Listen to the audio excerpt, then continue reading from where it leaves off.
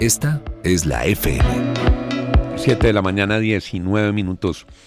Era un muy prestigioso abogado en el sector privado y en el sector público, el doctor Alejandro Linares. Llegó a la Corte Constitucional, llegó a ser presidente de la Corte Constitucional y salió de la Corte Constitucional y tiene un gran respeto en el mundo del derecho, el doctor Alejandro Linares. Doctor Linares, gusto saludarlo, gracias por atendernos esta mañana. Hola Juan, muy buenos días, muchas gracias por la invitación. Doctor Linares, decíamos aquí que un estudiante de primer semestre de Derecho diría que no procede una emergencia para declarar unos impuestos cuando el Congreso de la República niega esos impuestos, porque había unas circunstancias que eran previsibles, porque hay unas circunstancias que tenían unas medidas que se hubieran podido adoptar antes, porque hay unos antídotos como unos recortes que se pueden hacer en vez de decretar los impuestos, pero sobre todo porque viola el principio de la separación de poderes. La competencia para aprobar impuestos es del Congreso de la República, excepcionalmente, si es la pandemia del COVID, si es una ola invernal, los podría decretar el gobierno.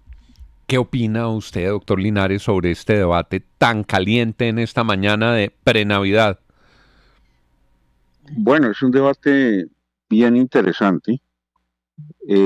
Pues hasta ahora no he tenido la oportunidad de leer el decreto de convocatoria. He oído pues que van a convocar la emergencia económica y social para decretar nuevos impuestos.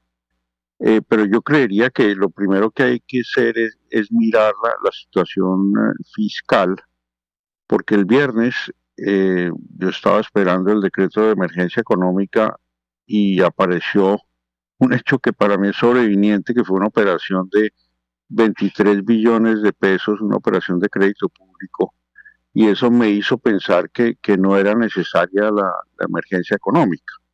Entonces, yo creo que hay que mirar el panorama económico en el sentido de que si el Congreso no aprueba unos impuestos, pues las normas, lo que dicen las normas del presupuesto, lo que señalan es que no aprobada una ley de financiamiento, procede a recortar ciertos gastos de acuerdo con el estatuto orgánico del presupuesto. Entonces, lo primero que yo quisiera, Juan, es como tener la oportunidad de leer cuáles son esos hechos que ameritan la convocatoria de una emergencia económica.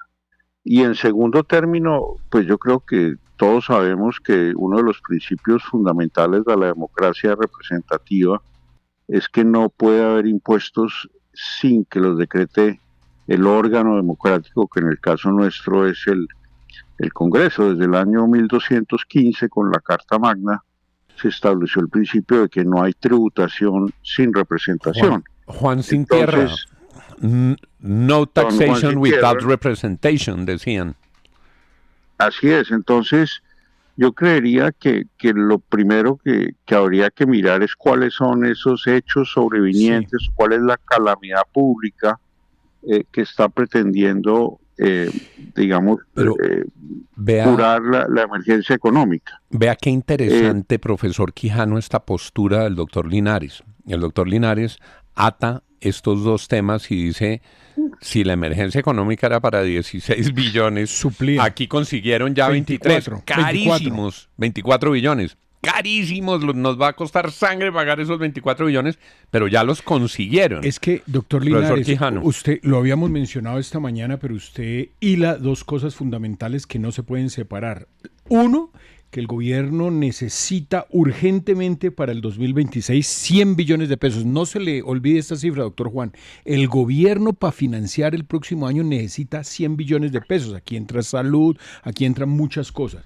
Y el gobierno, en el afán de financiar esos 100 billones de pesos, habla de emergencia económica que todavía no ha sido, pues obviamente todavía no ha mostrado las orejas, pero sí hace efectivo la emisión de estos bonos por 24 billones de pesos. La pregunta es, Me dicen desde el gobierno que la operación del viernes le pone techo a las tasas y que técnicamente es el logro. Y es decir, ya se venía negociando a tasas del 13%, pero que para el próximo año realmente no van a avanzar estas tasas. ¿Usted comparte esta justificación de motivos de esa emisión de bonos? Pues es muy, muy interesante. Fue una operación sorpresiva. No la tenía, digamos, en mis cuentas porque generalmente esas operaciones de crédito público se hacen en el mercado a tasas competitivas y nunca un solo inversionista compra la totalidad de la emisión. De cierta manera, pues a mí me sorprendió, pero me sorprendió positivamente en el sentido que creí que no iban a decretar la emergencia económica. Ahora, esas tasas, pues leí que era del 13.5%, me parece una tasa alta para lo que es los bonos de la República de Colombia. Eh, no obstante, digamos, lo que yo señalaría es que, digamos, lo más preocupante en relación con la justificación de la emergencia económica es que si el Congreso de la República en su sabiduría no aprueba unos impuestos, pues no los puede imponer el presidente a través de, a través de un decreto. Adicionalmente, cuando uno revisa, por ejemplo, el artículo 76 del Estatuto Orgánico del Presupuesto, sí, lo que señala este artículo es que en cualquier mes, cuando no se apruebe una ley de financiamiento, el Congreso puede reducir o aplazar las partidas. Entonces, lo que correspondería en términos jurídicos es aplazar o recortar las apropiaciones presupuestales, pero no crear nuevos impuestos. Pero doctor Linares, si usted tuviera que sentarse en una de las sillas de la Corte Constitucional y revisar ese decreto de emergencia económica con las cifras económicas del país de hoy, es que siempre decimos con el profesor Quijano que las cifras macro es lo mejor que tiene el gobierno para mostrar este año. The Economist ubicó a la economía colombiana como una de las 5 mejor de desempeño de la OCDE. El año podría cerrar con un crecimiento del 2,9%. El desempleo está en un dígito y se ha mantenido así durante todo el año. ¿Eso para usted significa una emergencia económica? Yo creo que para contestar esa pregunta hay que mirar cuál fue la filosofía de la Asamblea Constituyente de 1991 respecto de los estados de excepción. Nosotros veníamos de la generación del estado de sitio, en el cual en Colombia la mayor parte de la legislación permanente derivaba del famoso estado de sitio y después del estado de emergencia económica y social que se introdujo en el año 68. Y cuando uno revisa las actas de la Asamblea de 1991 se da cuenta que los estados de excepción fueron reducidos y limitados de manera importante por los constituyentes.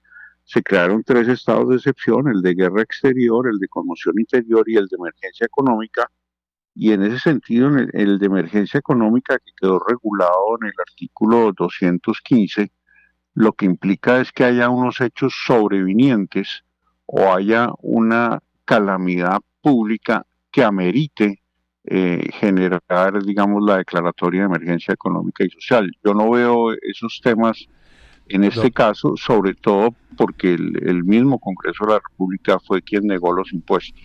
Doctor Linares, este decreto, si sale hoy, coge a la Corte ya en vacancia.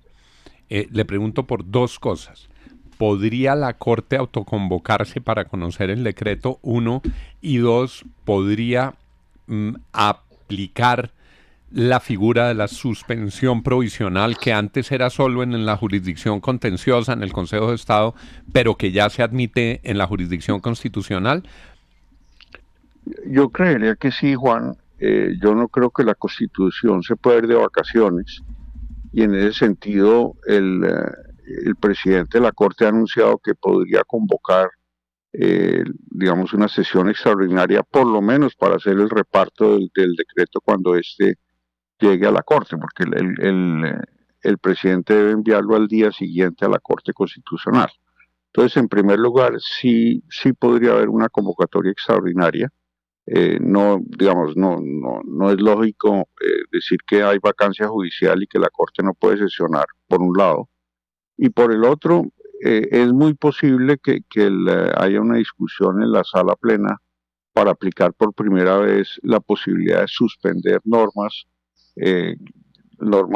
digamos, legislativas, si hay una violación flagrante de la Constitución. Ese fue una autocomponencia del doctor Ibáñez y yo creería que podría haber una mayoría para estrenar esta facultad de la Corte Constitucional. 7:29. Yo titularía esta entrevista: La Constitución no se puede ir de vacaciones. Alejandro Linares, expresidente de la Corte Constitucional. Y tiene toda la razón. La Constitución no se puede ir de vacaciones, profesor Quijano. La Constitución no duerme, diría otra persona. Los magistrados además sesionan virtualmente, doctor Linares. O sea, todos se pueden conectar desde la finca o desde donde estén de estos días de vacaciones. Pero yo voy a otra cosa, doctor Linares, mire. Yo decreto la emergencia económica a partir del 1 de enero. Recojo unos impuestos porque eso es absolutamente, digamos, inmediato. Recojo unos impuestos por 90 días. No sé, recojo 12, 15 billones de pesos. Luego la Corte sesiona y dice que es inconstitucional el tema, que no hay tal emergencia económica. Esa plata ya recaudada sirve para financiar el gobierno hasta su despedida el próximo 7 de agosto, porque esos impuestos pues habría que devolverlos, ya están pagos, entonces los debitan de una próxima gestión tributaria. ¿Eso no será la jugada que pretende hacer el gobierno? Doctor Quijano, yo no creo. Un saludo muy especial a Darcy. Yo no creo porque, digamos, acuérdese cuando Rudolf Holmes creó unos impuestos de guerra, creo que eran, y la Corte le ordenó devolver. Es muy posible, obviamente la Corte puede fijar los efectos de sus fallos, pero es muy posible que en este escenario de flagrante violación de la Constitución se obligue a devolver esos impuestos. Ahora, el impuesto más difícil de devolver, como yo lo veo, es el 4 por mil o el 5 por mil, porque ahora se dice que van a subir el 4 por mil al 5 por mil, pero en general los impuestos que se cobrarían, según el borrador de decreto que vi, sería, por ejemplo, el de patrimonio. Ese sí tiene doliente y pienso yo que se debería devolver a juicio de la Corte Constitucional, obviamente. 7:32 a.m. Muchas gracias, doctor Linares, por haber estado con nosotros en esta mañana. Con mucho gusto, muchas gracias, Juan. Sabe que voy a adoptar eso como mantra: la Constitución no se puede ir de vacaciones. La Constitución no duerme. Muy bueno. Gracias, doctor Linares. Ni la justicia, hasta nada luego. se puede ir de Claro, vacaciones. es que no puede haber recreo Aquí hay constitucional. vacancia judicial. Pues sí, ni las noticias no tienen vacaciones. 7:32. En TQ